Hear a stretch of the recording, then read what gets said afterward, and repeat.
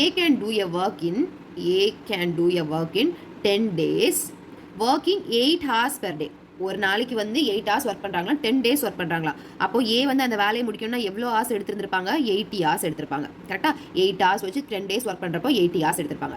If B is 2/3 as efficient as A, B வந்து A விட 2/3 தான் எஃபிஷியண்ட்டாக ஒர்க் பண்ணியிருக்காங்கன்னா, in how many days can B alone do the same piece of work working 5 hours per day. அப்போ வந்து 5 hours அவங்க work பண்ணாங்கன்னா எவ்வளோ hours வந்து எடுத்திருப்பாங்க அப்படின்னு கேட்பாங்க. இதான் நம்மளோட கொஸ்டின். ஓகே, இப்போ ஏ வந்து 80 hours எடுத்திருக்காங்க.